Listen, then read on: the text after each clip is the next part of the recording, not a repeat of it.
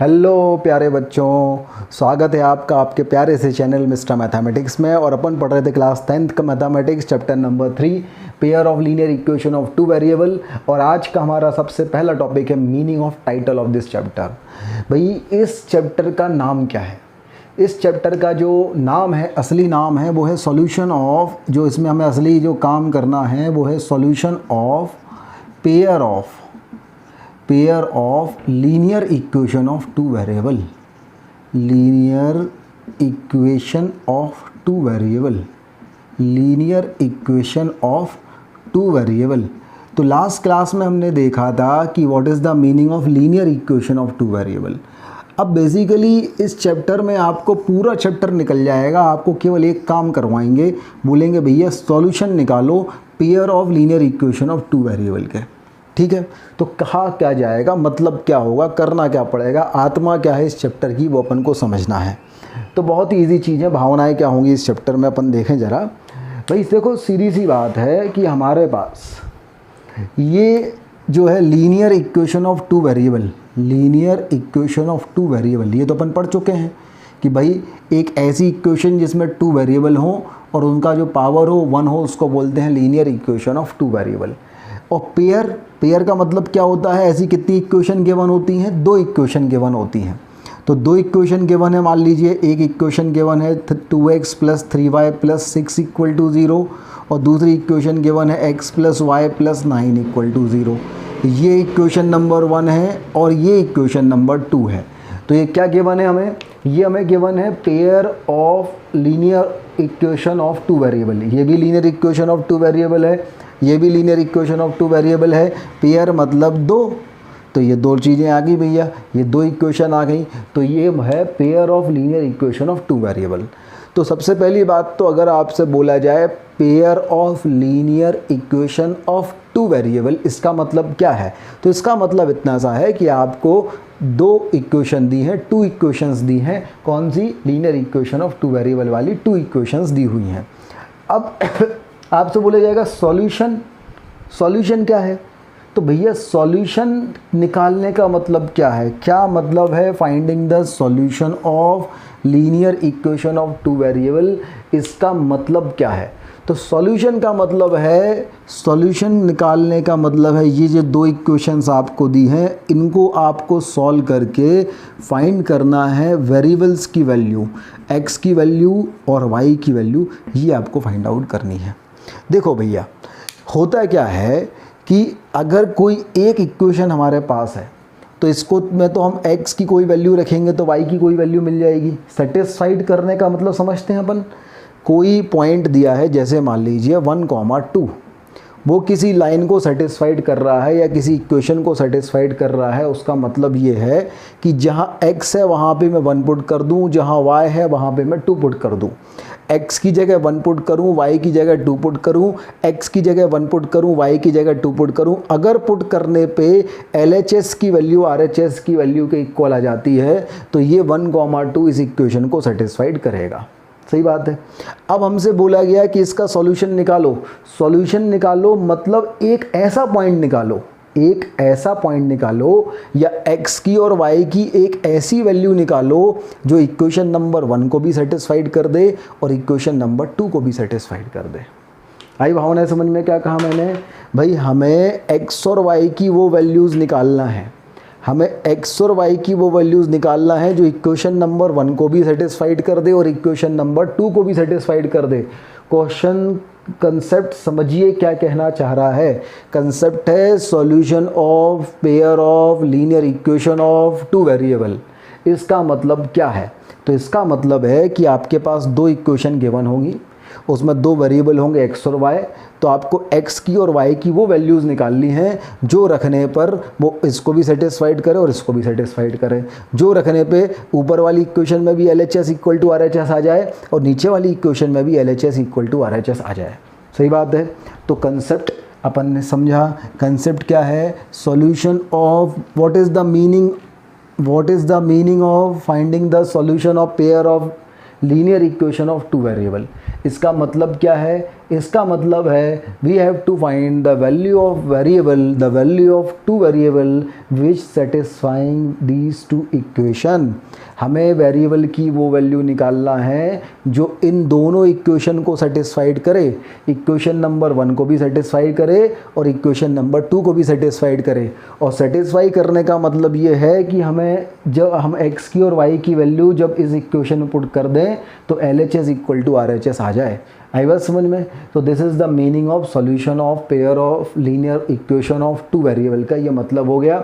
Solution of pair of linear equation two variable मतलब दो equation दिए x और y की वो वैल्यू निकालो जो इन दोनों को सेटिस्फाइड करे। समाप्त। तो this is the meaning of this title of the chapter. तो यहाँ तक नोट कर लो बच्चों पहले। हाँ भाई, तो अपन ने क्या सीखा? अपन ने ये सीखा कि what is the meaning of solution of pair of linear equation of two variable. अब देखिए, जैसे मान लीजिए मैं आपको दो इक्वेशंस देता हूँ। एक हमारे पास पेयर ऑफ लीनियर इक्वेशन है। एक इक्वेशन मैंने आपको दे दिया x + 3y = 6 और दूसरी इक्वेशन मैंने आपको दे दी 2x - 3y, अच्छे से लिख दूँ, 2x - 3y = 12। ये हमारे पास दो इक्वेशन है। आप नाम दे दो, इसका नंबर दे दो भाई, ये इक्वेशन नंबर 1 है और ये इक्वेशन नंबर 2 है।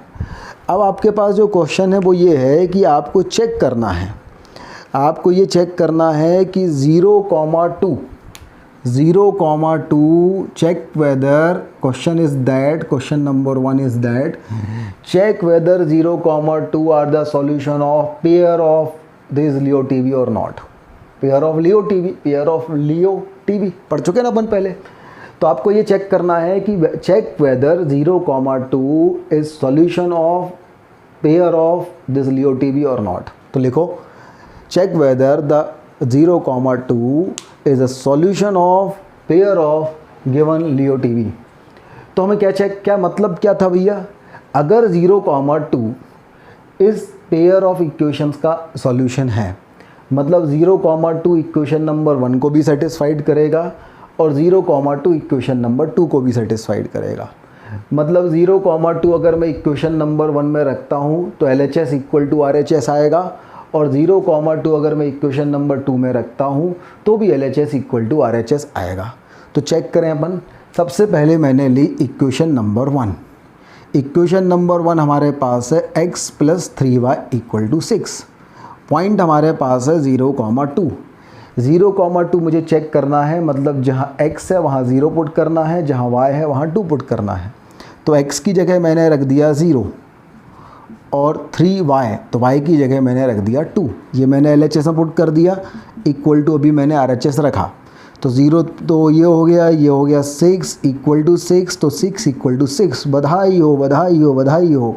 0,2 इक्वेशन नंबर 1 को सेटिस्फाइड कर रहा है। सत्य वचन है भैया, 0,2 इक्वेशन नंबर 1 को सेटिस्फाई कर रहा है। देख रहा है आपको, नोट करो यहाँ तक, 0,2 इक्वेशन नंबर 1 को सेटिस्फाई कर रहा है। अब अपन निकालते हैं इक्वेशन नंबर 2 को। इक्वेशन नंबर 2 हमारे पास है 2x - 3y = 12। Check whether 0,2 will satisfy this equation और नॉट। तो कैसे चेक करेंगे अपन? जहाँ x है वहाँ 0 पुट कर देंगे, जहाँ y है वहाँ 2 पुट कर देंगे। x की जगह मैंने 0 पुट कर दिया तो ये हो गया 2 × 0। y की जगह मैंने 2 पुट कर दिया तो ये हो गया 3 × 2 = 12। तो ये हो गया 0 - 6 = 12। तो -6 = 12। पॉ पॉ पॉ पॉ पॉ पॉ पॉ पॉ। ऐसा नहीं हो सकता, -6 कितना ही बड़ा हो जाए 12 के बराबर नहीं हो सकता। इसका मतलब ये सेटिस्फाई नहीं कर रहा है। LHS is not equal to RHS, तो ये पॉइंट इसको सेटिस्फाइड नहीं कर रहा है, और LHS = RHS, तो ये पॉइंट इसको सेटिस्फाइड कर रहा है।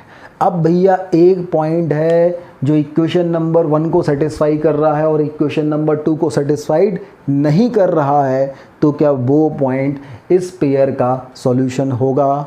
बिल्कुल नहीं होगा भाई। सॉल्यूशन मतलब वो वाला पॉइंट जो दोनों को सेटिस्फाइड करे, जो इसका भी अपना हो और इसका भी अपना हो। अब इसका तो अपना है लेकिन इसका अपना नहीं है, तो ये इसका सॉल्यूशन नहीं होगा। तो आंसर अपन क्या लिखेंगे? क्वेश्चन क्या था? Check whether point 0,2 is solution of pair of given LEO TV. तो आंसर हमारे पास क्या हो जाएगा, no 0,2 is not the solution of pair of this given LEO TV. तो पहले इतना नोट कर लो बच्चों।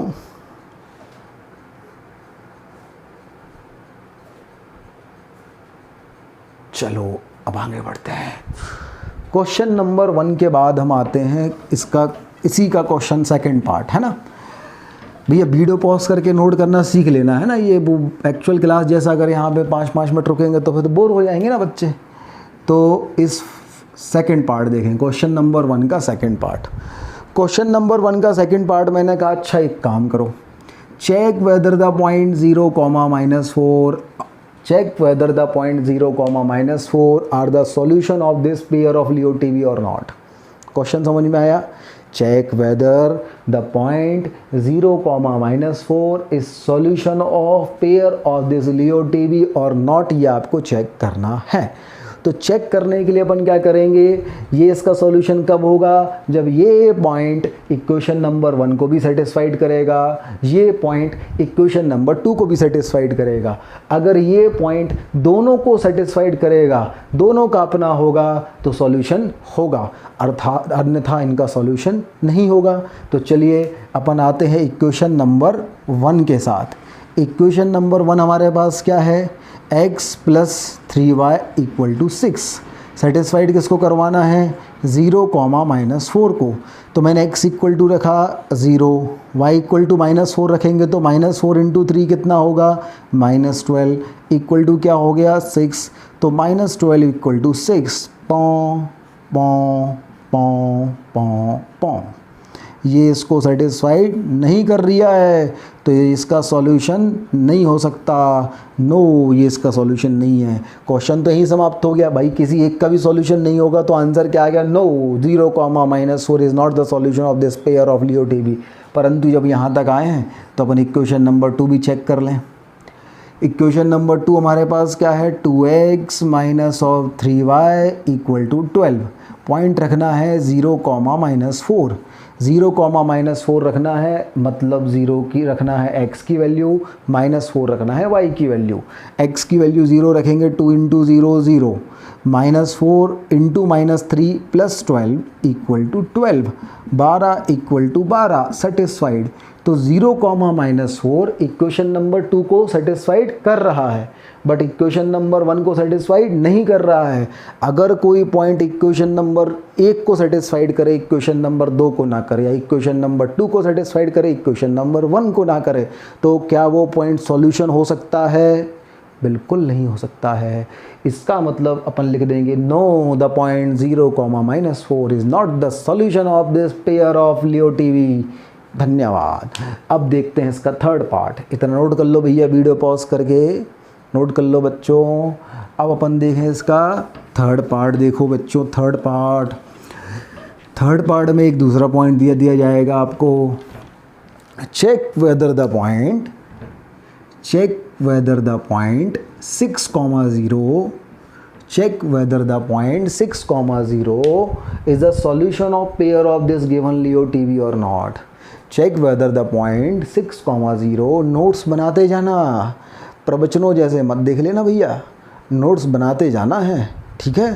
तो लिखो check whether the point 6,0 are the pair of is the solution of this pair of Leo TV or not। क्या करना है भाई, सॉल्यूशन का मतलब क्या है कि दोनों इक्वेशन को सेटिस्फाइड करवा दे, वो सॉल्यूशन है। पहली वाली इक्वेशन क्या थी, x + 3y = 6। दूसरी वाली इक्वेशन क्या है, 2x - 3y = 12। और पॉइंट क्या है 6,0। तो x की जगह क्या रखना है 6, y की जगह क्या रखना है 0। x की जगह 6 पर का 6 आ गया, y की जगह 0 रखा तो 3 × 0 0 = 6। तो 6 = क्या हो गया 6। Yes this is satisfying this equation. Okay, अब आगे बढ़ें। इसमें भी अपन को 6,0 रखना है, तो x की जगह आपने 6 रखा तो 6 × 2 12, y की जगह 0 रखा 3 × 0 0, तो 12 = 12। Yes satisfying this equation also. तो 6,0 इसको भी सेटिस्फाइड कर रहा है और इसको भी सेटिस्फाइड कर रहा है। तो यह 6,0 is solution of this equation, 6,0 is solution of this equation, 6,0 is solution of this equation. तो अपन ने क्या सीखा, सॉल्यूशन कोई पॉइंट कब होगा, जब वो दोनों इक्वेशन को सेटिस्फाई करेगा। एक्स और वाई की वो वैल्यू जो दोनों इक्वेशन को सेटिस्फाई करे उसको बोलते हैं solution of pair of Leo TB. बढ़िया है, सुंदर है, अच्छी है, नोट कर लीजिए।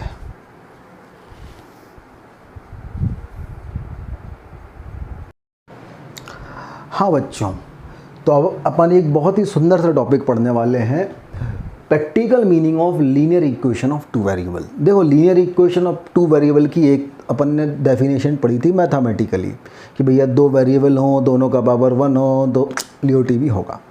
दूसरा अपन ने पढ़ा था ग्राफिकली के पॉइंट रखो, निकालो एक्स की वैल्यू वाई की वैल्यू, पॉइंट ड्रॉ कर दो स्ट्रेट लाइन, वो हो गया ग्राफिकल डेफिनेशन।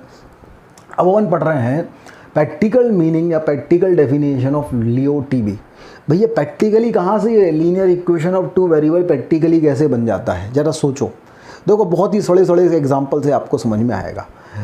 ऐसा है, मैं गया मार्केट, ठीक है, मार्केट कौन गया आप गए, मैं गया, कोई भी गया, मार्केट गए तो हमने ऐसा किया, हमने जो है 2 खरीदे पेन, ठीक है, 2 खरीदे पेन और 3 हमने खरीदी पेंसिल।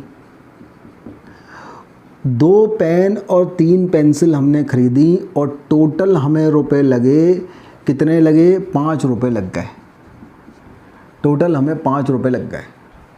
अगर 2 पेन और 3 पेंसिल खरीदने में 5 रुपये लग गए तो इसकी लियो टीबी बनाओ, linear equation of two variable बनाओ। देखो क्वेश्चन क्या है, frame are LEO TV, frame linear equation of two variable of given practical situation. ये हेडिंग डाल लो पहले ऊपर, frame linear equation of two variable, frame LEO TV of given practical situation. ठीक है, अब मैं आपको गिवन कुछ प्रैक्टिकल सिचुएशन दूंगा, उन सब की आपको linear equation of two variable बनाना है। ठीक है, पहली कि एक मिस्टर पंडित जी हैं, वो गए मार्केट, उन्होंने 2 पेन और 3 पेंसिल खरीदे, 5 रुपये में आए, बस इतनी। 2 पेन और 3 पेंसिल खरीदे, 5 रुपये में आए, बनाओ linear equation of two variable. तो बहुत ही आसान होता भैया।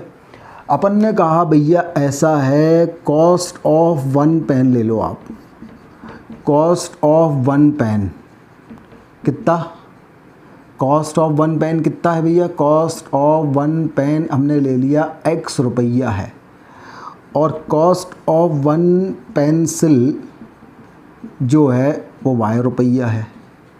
ठीक है, एक पेन कितने रुपए का है, 1 रुपये का। अगर एक पेन 1 रुपये का है तो 2 पेन कितने रुपए के होंगे, एक पेन 1 रुपये का है तो 2 पेन कितने रुपए के होंगे, 2 रुपये के। एक पेन 5 रुपये का है तो 2 पेन कितने रुपए के होंगे, 10 रुपये के। एक पेन x रुपये का है तो 2 पेन कितने रुपए के होंगे, 2x रुपये के। एक पेंसिल y रुपये की है तो कितनी पेंसिल है, 3 पेंसिल, 3 पेंसिल कितनी रुपए की होंगी, 3y रुपये की। तो उसने कितने रुपए के पेन खरीदे, 2x रुपीज़ के। कितने रुपीज़ के पेंसिल खरीदी, 3y रुपीज़ की। तो दोनों का सम मतलब, दोनों टोटल रुपए मतलब दोनों का सम, तो 2x + 3y कितने रुपये लग गए, 5 रुपये। बन गया लियो टीबी। भावनाएं समझ में आई, बोलो बहनों, बोलो भाई। अगला क्वेश्चन लिख लो फिर। अब अगला क्वेश्चन है, देखो क्वेश्चन नंबर 2। क्वेश्चन नंबर 2 है कि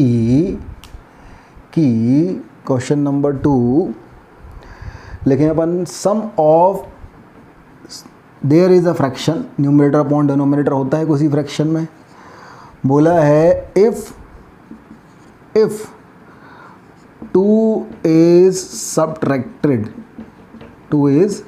subtracted from numerator and 7 is added to denominator, then the fraction become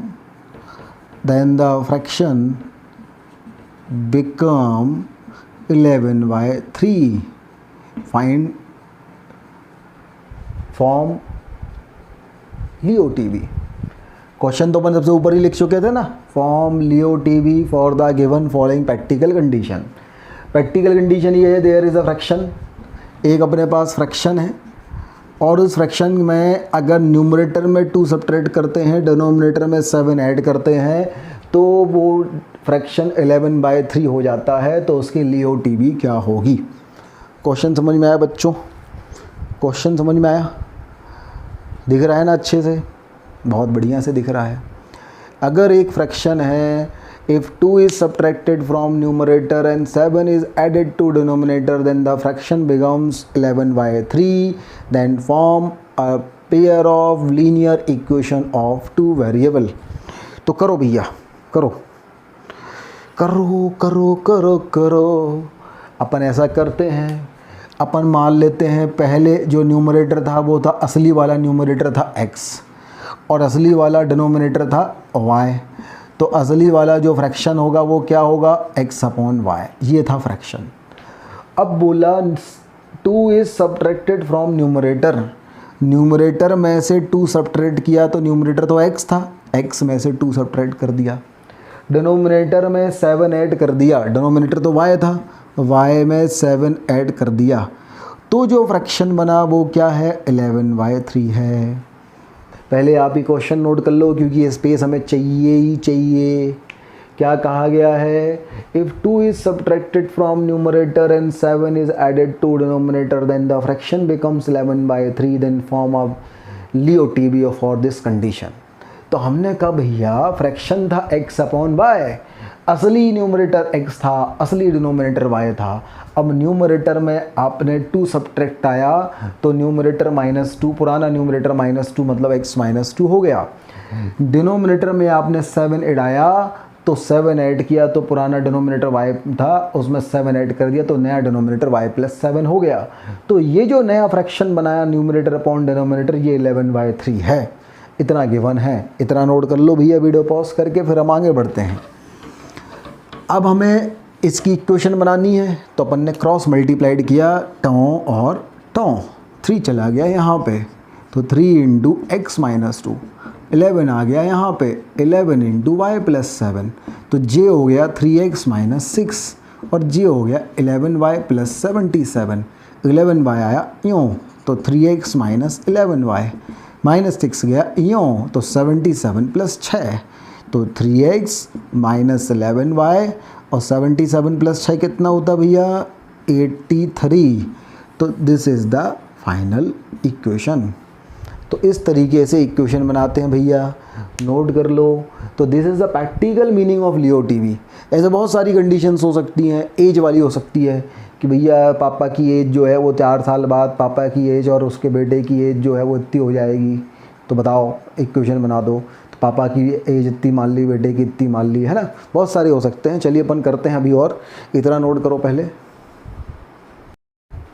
चलो बच्चों अगला सवाल लिखते हैं।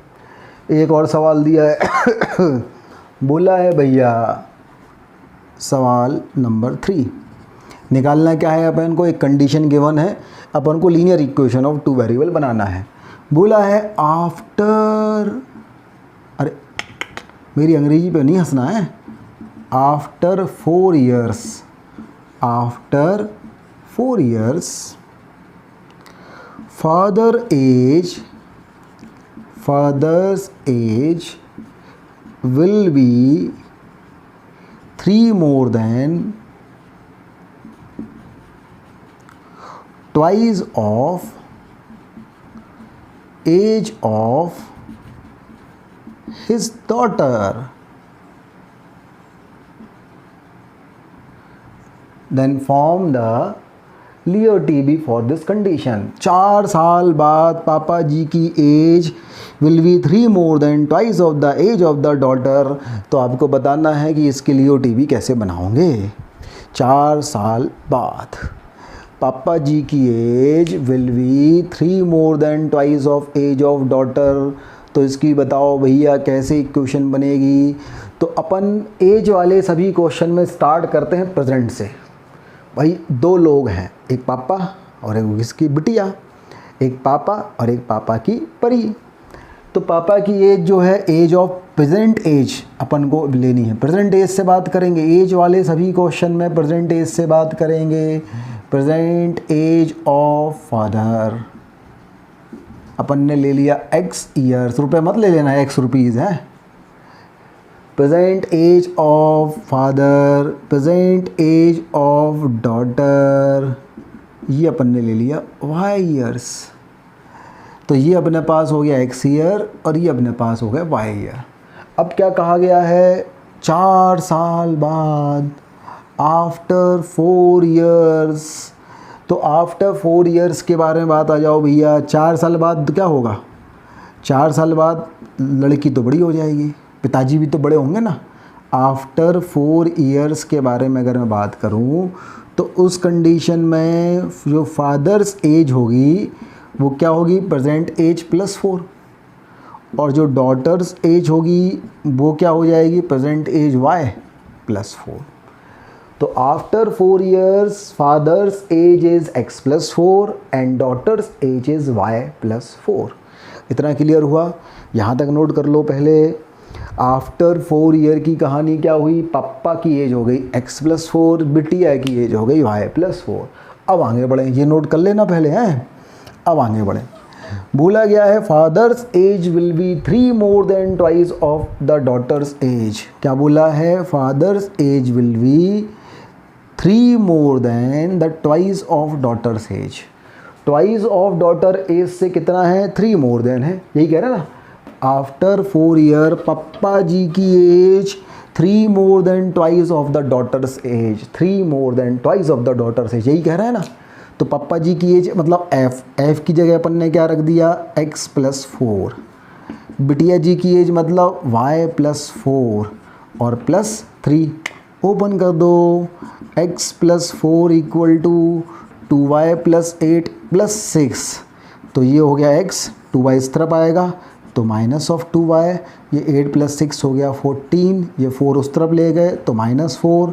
तो फाइनल आंसर हमारे पास आ गया x minus 2y equal to 10, जहाँ पे x क्या हो गया, x हो गया परसेंटेज ऑफ पप्पा और y हो गया परसेंटेज ऑफ बिटिया।